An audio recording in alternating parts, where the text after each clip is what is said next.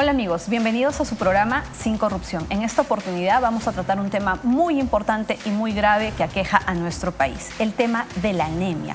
Hemos podido realizar un trabajo de investigación muy detallado y exhaustivo para poder identificar qué es lo que está pasando y por qué tenemos un registro que va en aumento en relación a la anemia, pese a que se ha implementado presupuesto, se ha implementado un plan nacional de lucha contra la anemia para niños y para madres gestantes. ¿Qué es lo que está sucediendo? Fundamentalmente hemos identificado dos problemas.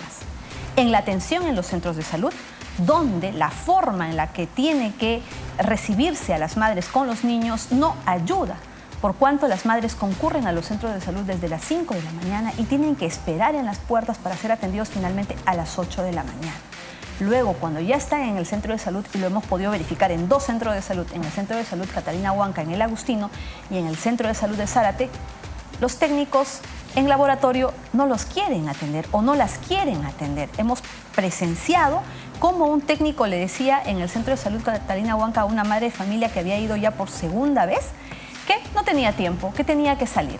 Y en otro caso hemos recibido la versión de una madre que denunciaba lo mismo, que había venido con su niño, que era muy difícil ir, era la segunda vez y que simplemente el técnico se había negado a atenderla. El día de ayer en el centro de salud de Zárate, lo mismo, las madres se quejaban que tienen que acudir a centros particulares, gastar dinero cuando estos tratamientos y esta atención es gratuita, incluso sin tener el SIS.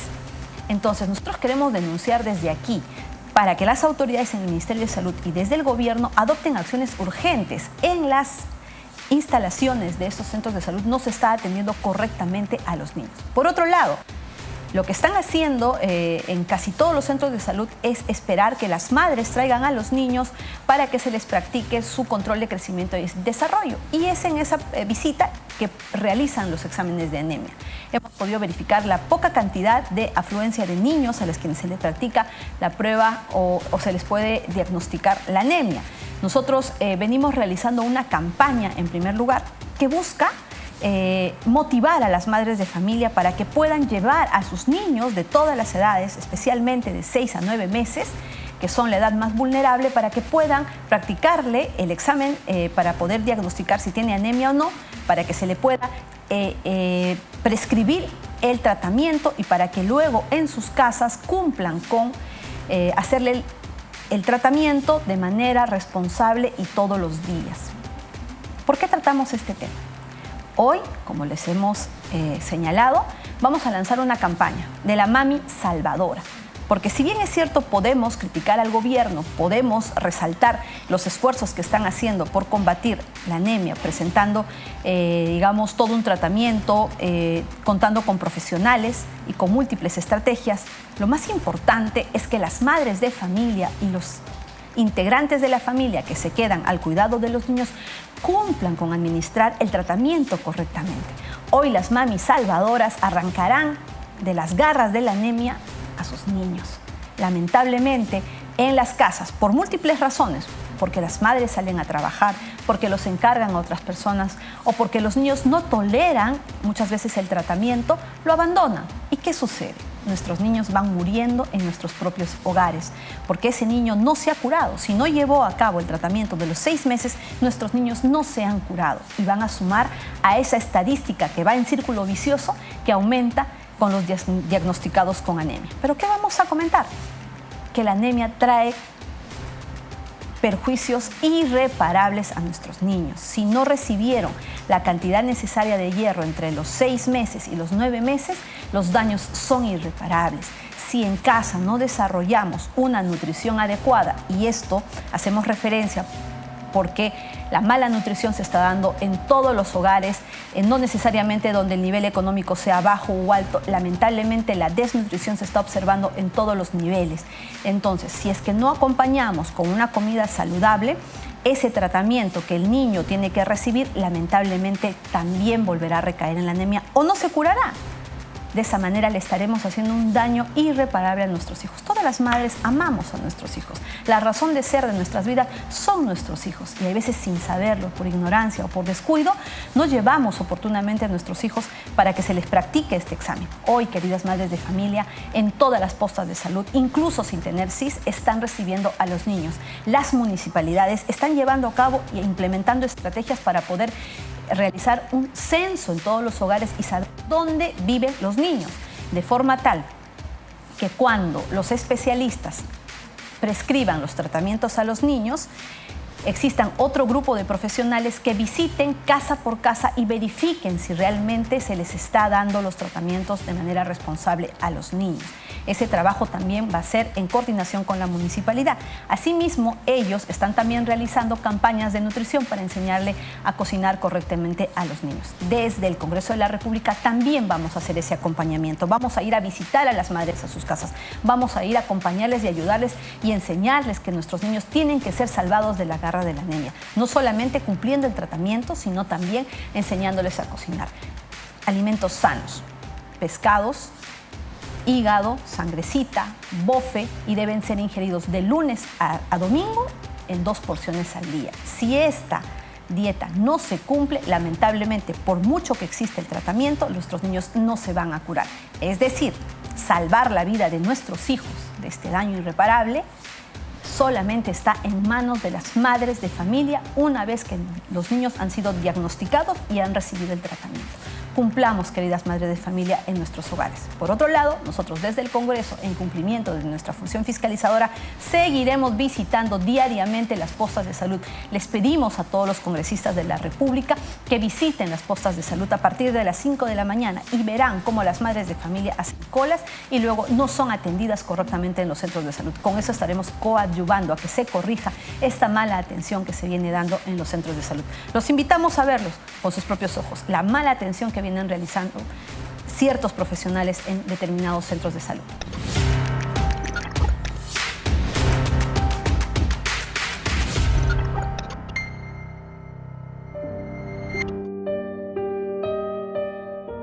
La prevalencia de anemia en el país continúa siendo alta, a pesar que el diagnóstico y tratamiento es gratuito. En los hospitales y centros de salud hay prioridad para atender a los niños con anemia. Ahora existe un nuevo equipo médico que en 10 minutos se detecta la anemia. Sin embargo, hay un problema en la ejecución de los programas sociales que tiene el gobierno. El sistema no está funcionando bien. ¿Usted le ha hecho la prueba de la anemia y el tamitaje a su hijo? Yo sí. ¿La han hecho? ¿Particular? Porque acá para casa se demora todo el día. ¿Para hacer el tamitaje? Así. ¿Y cuánto cobra en particular? Cobra 30 soles. 30 soles. Igual es caro. ¿Pero probó haciéndose acá, en la posta? Sí. ¿Y qué le dijeron? Bien, entendí. Todo el día pierdo tiempo. No me va a atender. Mejor particular. Nunca la atendieron. Para combatir la anemia debemos adoptar medidas inmediatas y drásticas, pues los índices de anemia se han disparado. En el Centro de Salud Catalina Huanca, 2 madres de familia no tuvieron apoyo en los exámenes de anemia y sus hijos no fueron atendidos. Psicorrupción tuvo que intervenir para resolver este inconveniente. Disculpe que le diga, no me estoy quejando, pero es una responsabilidad. No atienden a las 9 me estoy quejando, estoy diciendo. Usted dice que no la conocía a la señora que era una responsable acá. Me estoy diciendo que a las 9 era mi hija. ¿Usted qué hora viene? Yo vengo a las 6 de la mañana, a veces falta mi mamá que haga. Yo otra niña, porque yo tengo 3 niños. Me manda a hacer cola. Ahora, yo he venido por mí y recién 9 me han empezado a atender el día. Mira qué hora es, desde las 6 de la mañana, ¿qué hora es? ¿Dónde están los profesores? Algunos otros que ya no esperaban mucho tiempo, otros señores también ya ancianos se han retirado porque ya se han aburrido, tanto se duermen a las 5. Lo mismo ocurrió en el Centro de Salud de Zárate. Los pacientes son olvidados por los profesionales de la salud. áreas de nutrición y laboratorios sin funcionar a pesar de la cantidad de pacientes que esperan por ser atendidos. Esto es vergonzoso porque existen las herramientas para el diagnóstico y tratamiento. La anemia es silenciosa, pero es un peligro a lo largo del tiempo para los niños.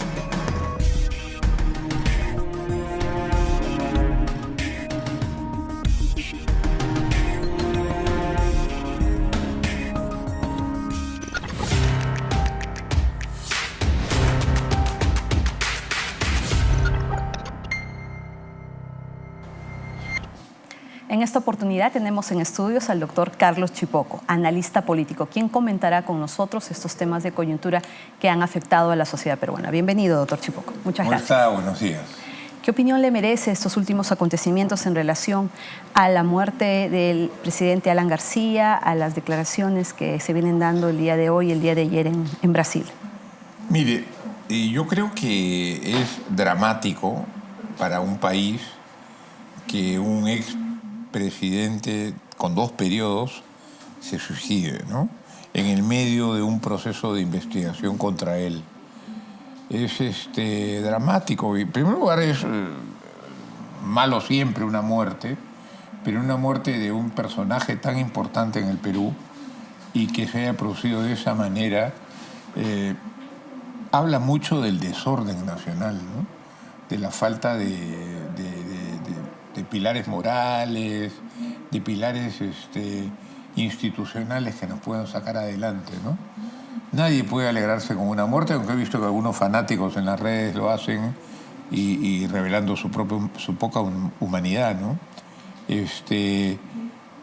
Creo yo sí que, por ejemplo, la detención del presidente García fue apresurada. ¿Por qué? Porque hoy día está declarando y ayer ha declarado barata sobre ese tema. Entonces, así como también se pudo haber esperado, como se está esperando en el caso de la señora Susana Villarán, ¿verdad? O sea, 7 días. No era nada, ¿no? Nadie, ya no se había escapado, no se iba a escapar, había fracasado su asilo, tenía orden de prohibición de salida, tenía una camioneta de la policía que todos hemos visto con 20 cámaras vigilándolo las 24 horas. Era absolutamente innecesario, ¿no? Forzar la preventiva. Ya Barata iba a declarar ahora. Pero además, como yo creo, como lo dice la doctrina y como lo dicen todos los expertos en derecho penal, la detención preventiva no tiene que ver con la cantidad de la prueba, con el quantum de la prueba. Puede haber pruebas abrumadoras, pero si no hay acusación y no hay sentencia o juicio oral para valorar las pruebas, no tiene sentido meter a la cárcel a alguien por pruebas que no han sido evaluadas aún. En esta fase de las investigaciones se mete a la cárcel exclusivamente por peligro de fuga y por, ¿cómo se llama?, por peligro de que altere el proceso penal. Lo cual no ocurría en García, como no ocurre en el caso de PPK, como no ocurre en el caso de Keiko, como no ocurrió, como dijo el Tribunal Constitucional, en el caso de Humala. Entonces era innecesaria, ¿no es cierto? Doctor Chipoco, su explicación precisamente ha calado en la sociedad, en la población, pues ha quedado la impresión que lo que existía aquí era una intención más bien de tener la fotografía del señor Alan García esposado, toda vez que el nuevo modelo procesal penal es netamente garantista, garantiza todos los derechos de un investigado y ha previsto precisamente que la privación de la libertad de una persona ya no sea como lo era anteriormente, sino que el investigado pueda defenderse y por ello la prisión preventiva da lugar a una discusión en una audiencia. Pero también tenemos la figura de la detención preliminar judicial que se da en la etapa de investigación preliminar. Pero esta figura es netamente confidencial. ¿Acaso no abona en las imágenes que se han conocido que la policía se constituya junto con el fiscal, acompañado de medios de comunicación, antes incluso que el investigado, en este caso el señor Alan García, haya sido notificado con una medida judicial que únicamente la tiene el juez, el fiscal y el equipo policial? Mire, esto tiene relación con algo que yo he explicado en extenso en el periódico Expreso, con la llamada doctrina Moro. El juez Moro, brasilero, que fue separado de la investigación de Lula por la Corte Suprema de Brasil y que ahora es ministro de Bolsonaro, este dirigente conservador de Brasil, presidente conservador, dice lo siguiente en todas sus entrevistas y en sus libros. La corrupción es tan grande que no se puede aplicar un sistema garantista. Hay que utilizar otros medios porque si no se nos escapa. Y hay que poner entre paréntesis, prácticamente así lo dice, los derechos fundamentales y las garantías del debido proceso y la presunción de inocencia. Y entonces dice, hay que, entre otras cosas, detener a todos. Él detuvo a 165 personas por 3 años antes de juicio. Todo esto fue muy sorprendente en Brasil para los abogados que son respetuosos de los derechos humanos. Y dice también que hay que moverse en los límites del derecho y sostiene que todos los políticos son corruptos y el poder económico también, y en consecuencia dice el único apoyo que podemos tener es el de la opinión pública, y para hacer eso hay que tener relaciones con algunos medios de comunicación y hay que transmitirles información reservada. Él lo hizo.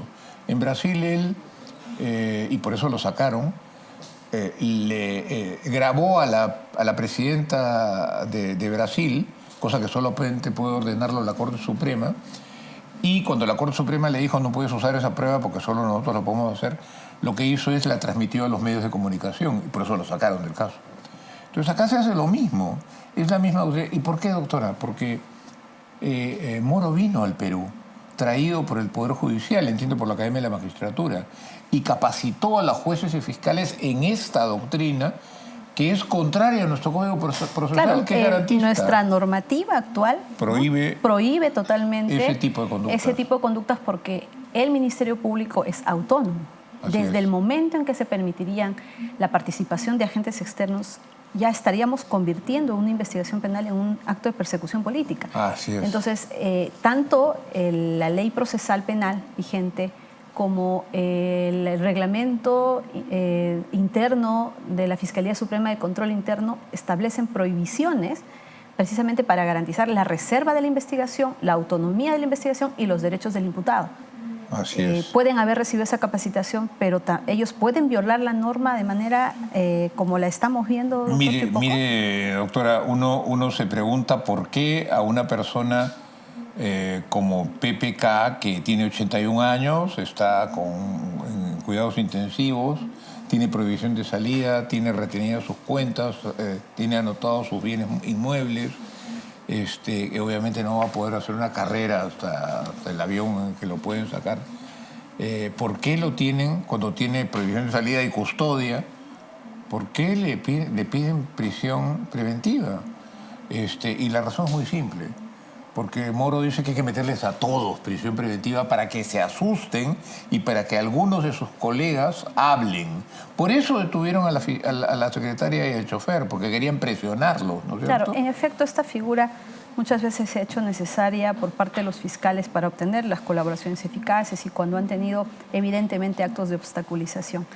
Perfecto, pero en la medida, doctor, que siempre se respeten los derechos fundamentales, porque ahora tenemos una persona fallecida, una persona muerta, cuya familia reclama haber sido objeto de persecución política por cuanto ellos dicen que lo que quería era humillarse al señor, a la persona en sí, con la captura de una fotografía que lo tenga esposado. Pero ¿qué tenemos el día de hoy? Que el investigado no ha firmado siquiera su papeleta de detención, pero teníamos a medios de comunicación antes de que el investigado tome conocimiento que existía una detención en su contra. Entonces, ¿qué derechos estarían violando? ¿No estaríamos ya entendiendo que la familia tiene razón en este sentido? Mire, yo le quiero decir algo. En este aspecto puntual. Claro, yo creo que sí. Pero en general acá hay un patrón sistemático de conducta de la Fiscalía. Lo detienen a Humala, le dicen que igual prisión preventiva, 9 meses en prisión preventiva, el Tribunal Constitucional dice, oiga, si usted no tiene pruebas de que se va a fugar o pruebas de que altere el proceso, no lo puede tener adentro y lo libera.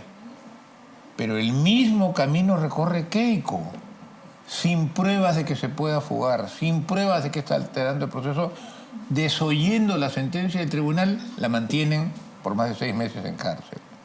Lo mismo querían hacer con Alan García y lo mismo están haciendo con PPK y harán con todos los otros. ¿Sabe por qué? Porque, nuevamente, Moro sostiene, no hay que hacerle caso ni a la Corte Suprema de Brasil. Por eso lo sacaron, lo repito. Y ellos, que está haciendo una especie, están mal entendiendo la importante lucha anticorrupción, no le están haciendo caso ni al Tribunal Constitucional ni a las sentencias que ha emitido César San Martín, que es una autoridad en el derecho penal peruano, que todos reconocemos, ni a los pedidos del presidente, ni a los pedidos del premier, ni a los pedidos de la fiscal, ni a los pedidos de las familias que se ven pues atormentadas, porque PPK puede morir si se va a una prisión, ¿no? Tiene un problema grave, tiene una válvula en el corazón. Entonces, pero eso no importa. No importa, lo importante es presionarlos para ver quién habla, ¿no? Eso es muy, muy malo, doctora, y además le voy a decir algo, es ineficaz. Es mentira que hay que hacer esto para tener resultados. El mejor ejemplo, Humala. Lo detuvieron, aplicaron la presión, nadie habló y al final salió libre. Si esta tendencia del sector anticorrupción del Poder Judicial, que se ha autonomizado del Poder Judicial y del TC, del sistema jurídico peruano, continúa, vamos a fracasar en la lucha anticorrupción. Porque con estas violaciones se van a dar amparos o se van a ganar casos ante la Corte Interamericana. Y va a haber una frustración general.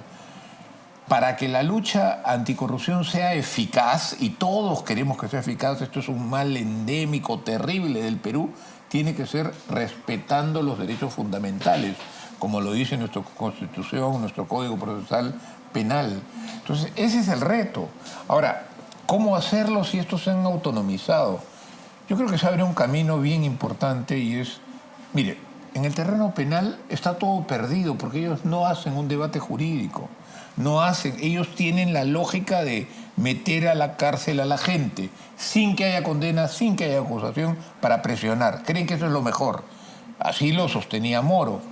Además públicamente, en sus entrevistas, en sus libros. Y entonces, una de las cosas que es imprescindible es que se constitucionalice este tema, ¿no? Y yo creo que había un error de base en muchos de los procedimientos de las defensas, y es no haber constitucionalizado el debate, ¿no? Es momento ya de crear en el Congreso una comisión investigadora que pueda analizar la existencia de persecución política, dada estas explicaciones que usted nos da sobre el uso de la prisión preventiva, doctora, y las de detenciones preliminares judiciales. Estoy absolutamente de acuerdo con usted.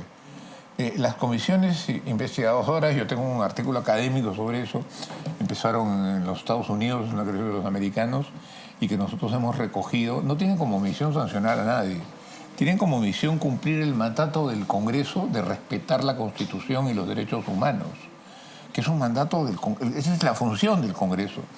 Y en este caso, para eso son las comisiones investigadoras, en este caso yo creo que se le haría un favor a la lucha anticorrupción el hacer una investigación para ver en qué parte se está fallando respecto al respeto de la Constitución y los derechos fundamentales. Y yo creo que no creo que los fiscales les dé temor ser observados. Hay un escrutinio de parte del Congreso de la República, ¿no es cierto? Además que no conlleva ninguna sanción, pero sí permite entender la lógica. Además no se estaría ingresando al fondo del asunto, sino simplemente estos procedimientos no sería una intromisión que ya son en su públicos y que obviamente exigen una explicación, porque sorprende, doctor Chipoco, no sé qué opinión tiene usted, que hasta el día de hoy ni el presidente del Poder Judicial ni la Fiscalía de la Nación hayan salido a explicar y decir quién le informó a la prensa en un acto que es totalmente secreto, porque recordemos, la diferencia entre la detención preliminar judicial es un acto totalmente confidencial hasta su ejecución, hasta que el investigado esté notificado. Y en la prisión preventiva es un acto público, donde las partes acuden a la audiencia y de manera pública se defienden, debaten, existe un contradictorio. Pero aquí ha habido una diligencia confidencial que se ha visto a través de los medios, los policías, el fiscal y la prensa. Porque si el fiscal no hubiera estado de acuerdo, le hubiera dicho, usted no puede estar aquí, retírese, la prensa, retírese, ¿no? Y si la policía fue la que llevó a los periodistas, o no los llevó, porque ellos permiten que los reporteros estén en la puerta del señor Alan García cuando todavía a este no se le había notificado la detención preliminar judicial. ¿Debería existir un pronunciamiento por parte del presidente del Poder Judicial y de la fiscal de la Nación? ¿Sabe por qué no existe? Porque no tienen ningún control sobre el sistema anticorrupción. No saben qué hacen, no saben qué van a hacer. Yo creo que ni siquiera saben qué hacen con su presupuesto, porque obviamente tienen consultorías, que luego los consultorios opinan a favor de ellos, prensa, y entonces el presidente del Poder Judicial no debe saber qué pasa ahí, ¿no es cierto? Y si quiere saber le van a decir no se puede entrometer. No, pero claro, no debe saber sobre el fondo de un caso, de un proceso, pero en forma posterior, cuando ya se han observado de manera pública que se han vulnerado derechos fundamentales, que se ha vulnerado el Código Procesal Penal, ellos deberían informar, dar cuenta a la sociedad de aquello que es público. Nadie les pide que ellos hablen sobre el fondo de las investigaciones. No tienen que hablar sobre el caso, pues, concreto, sobre el nivel de pruebas que tienen, ni siquiera sobre su hipótesis de delito. Pero no tendrían que hacerlo. No tendrían que hacerlo. Por aquello que es público y que es obvio. Pero lo que usted ha dicho, que hay una comunicación a algunos medios de prensa de una actuación reservada y que solo conocen ellos, tiene que ser explicado y tiene que necesariamente que tener una opinión el presidente del Poder Judicial y la fiscal de la Nación, ¿no? Y si no lo hicieran, con mayor razón ameritaría la creación de una comisión investigadora. Y yo creo que deben investigadora. darse cuenta ambos que no tienen información ni tienen el más mínimo control sobre este sector. Por eso es necesario que alguien tenga un control público constitucional de ellos, y el Congreso son unos llamados. No se trata de alterar la lucha anticorrupción, al revés, se trata de mejorarla, que tenga eficacia. Mire usted, como le pongo el ejemplo de Humala, es que no tuvo eficacia y no la va a tener. Tanto es así que no logran todavía elaborar la acusación, pese a todo el tiempo. No logran la acusación de nadie, ni siquiera ni de Humala, ni de Keiko, ni de mucho menos PPK, ¿no? Entonces, que demuestra en realidad un afán, algunos llaman protagónico, ¿no? Mesiánico, de querer ser los que dicen la verdad, los únicos que pueden luchar contra la corrupción, que es algo equivocado, ¿no? No hay acá en el Perú, en el mundo, no hay dioses que pueden decidir qué es lo verdadero y qué es lo justo, ¿no? Somos todos seres humanos y tenemos que colaborar en esta lucha. Entonces, creo yo que ahí hay un tema. Mire, además hay un tema de fondo, ¿no? Que es, nadie le ha dado al sector anticorrupción, a los jueces y fiscales, el poder de hacer una política anticorrupción. Ese también fue un error de Moro. Por eso es que se ha metido el Ministerio de Justicia, porque la política anticorrupción la dirigen, la conducen, la deciden el Ministro de Justicia y el presidente. Y ahora se las han quitado y se las han apropiado ellos. Y uno no nombra jueces para que hagan política. Uno nombra jueces para que digan justicia. Uno nombra fiscales para que hagan la política anticorrupción, ¿cómo se llama? La resurrección del bien en el Perú. No, los hace para que acusen respecto a delitos que se han generado y que investiguen. Pero la política del Estado anticorrupción la hace el Ejecutivo. Y estos señores, creo yo, han tomado mal, como lo tomó Moro en su momento, la idea de que son los dueños de la política anticorrupción, ¿no? Y claro, tienen el aval de muchos abogados que llevan casos y que patrocinan casos y que hacen honorarios haciéndolo, de que están bien. Y no es cierto. Tienen errores y hay que corregirlos. Como le digo, la lucha anticorrupción es fundamental, pero hay que hacerla bien. Luchemos contra la corrupción respetando derechos humanos. En este país ya antes se había dicho, como el terrorismo es muy importante, se dijo en la década del 80, ¿qué importa matar a 100 si tenemos 10 terroristas?, dijo un general, ¿no? Y esos generales que hicieron eso están en la cárcel. Y el presidente que permitió eso tuvo consecuencias negativas. Entonces, reflexionamos sobre eso. Nada justifica violar derechos fundamentales. Nada justifica violar derechos humanos, ¿no? Eso es fundamental de entender para afrontar la... Mire, yo creo que además la lucha anticorrupción es demasiado seria y compleja como para dejarlo en manos de fiscales que tienen una experiencia limitada, o de jueces anticorrupción como el juez que ordenó la detención a Alan García, que es un juez del Cono Sur, ¿no? O el juez que ordenó la detención de PPK, que es un juez que viene de Chimbote, con experiencias pues en lucha contra el carterismo, valiosas, ¿eh?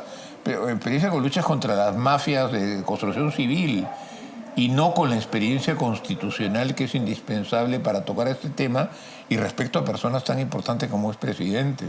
Porque un expresidente no es que sea una persona especial y tiene que tener mayores consideraciones que una persona común. No, un expresidente saca 6, 7 millones de votos, pero de los cuales 4 están en contra.